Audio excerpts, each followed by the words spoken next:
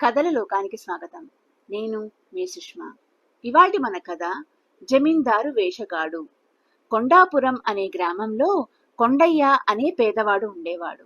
అతడికి ఇద్దరు కొడుకులు. పెద్దవాడు తండ్రికి కుటుంబ పోషణలో చేదోడు వాదోడుగా ఉంటూ కూలోనాలో చేసి ఎంతో కొంత సంపాదించేవాడు. అయితే చిన్నవాడు చిన్నరాయుడు మాత్రం ఏ పని చేసేవాడు కాదు. కొండయ్య ఒకరోజు చిన్నరాయుడితో, ఒరే చిన్న, నీ పేరు చివర రాయుడు ఉన్నంత మాత్రాన జమీందారు కావు. జమీందారుకైనా జమీ వ్యవహారాలు చూసుకోవాలన్న తపన ఉంటుంది. మాతో పాటు కలోగంజో తాగాలంటే నువ్వు కూడా నాలా అన్నయ్యలాగా పాటుపడు, లేదంటే నీ బ్రతుకు నువ్వు చూసుకో అన్నాడు కోపంగా. తల్లి, అన్నా కూడా చిన్నరాయుడికి హితబోధ చేశారు. చిన్నరాయుడికి చాలా బాధ కలిగింది. వాడు కోపంగా ఇంట్లో ఇంచి లేచి విసురుగా వీధిలోకి వచ్చేశాడు. పేదవాడికి మంచి పేరు పెట్టుకునే హక్కు కూడా లేదా అని వాడు తనలో తాను తిట్టుకుంటూ రామాలయం కేసి వెళ్ళాడు. ఆ సమయంలో దేవాలయం అరుగు మీద ఒక సన్యాసి కూర్చుని ఉన్నాడు. చిన్నరాయుడి కోపం సన్యాసి మీదకి మళ్ళింది.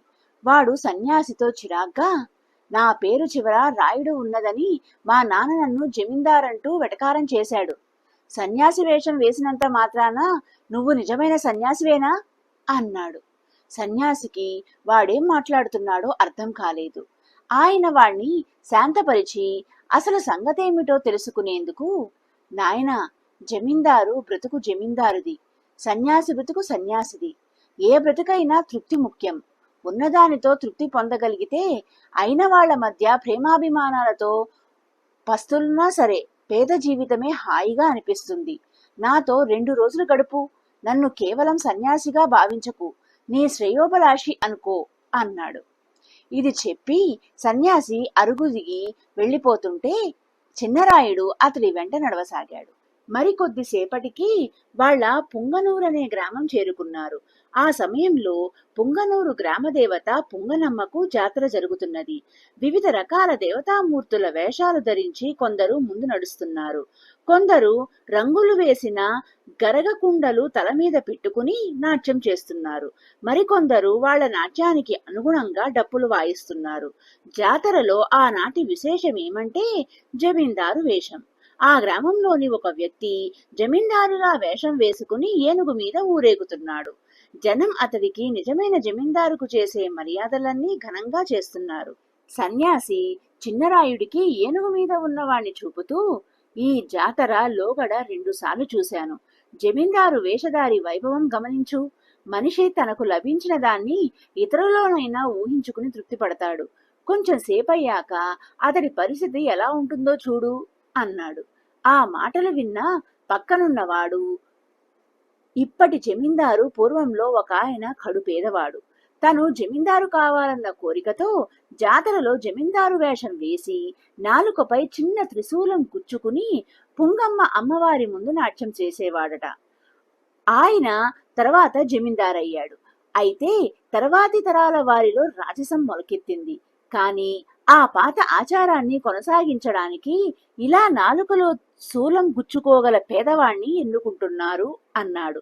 ఆ వెంటనే చిన్నరాయుడు, తప్పేముంది, డబ్బులో సుఖం ఉన్నదంటే ఏమైనా చేయవచ్చు.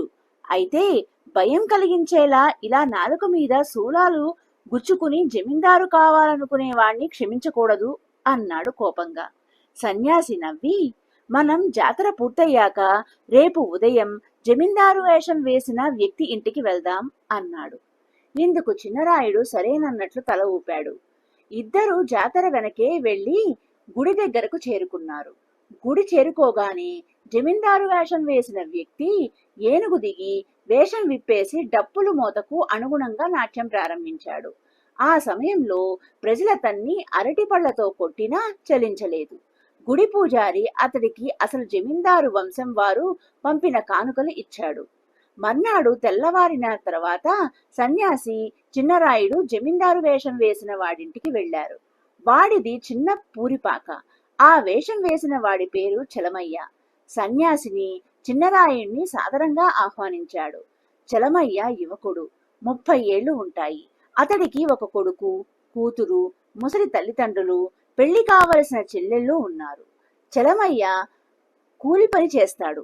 అతడి తల్లిదండ్రులు ఖాళీగా కూర్చోరు. తాటాకులతో బుట్టలల్లుతారు. చలమయ్య భార్య, చెల్లెళ్ళు కూరగాయలమ్ముతారు. చలమయ్య 1-2 సార్లు కోరిన మీదట సన్యాసి, చిన్నరాయుడు వాళ్లతో కలిసి భోజనం చేశారు. వాళ్ళు జాతరకు ముందు రోజున ఎంత సంపాదించింది చెప్పుకుంటూ, ఒకరు పడిన శ్రమకు ఒకరు సానుభూతి చెప్పుకుంటూ ఆనందపడటం చూసిన చిన్నరాయుడికి తన ఇంట్లో వాళ్ళు గుర్తుకు వచ్చి బెంగ కలిగింది. చలమయ్య జాతరలో తను ఎందుకు జమీందారు వేషం వేసింది సన్యాసికి, చిన్నరాయుడికి చెబుతూ, కొన్ని తరాల క్రితం ఇప్పటి జమీందారు వంశం వాడు మా కులంలో పుట్టాడు.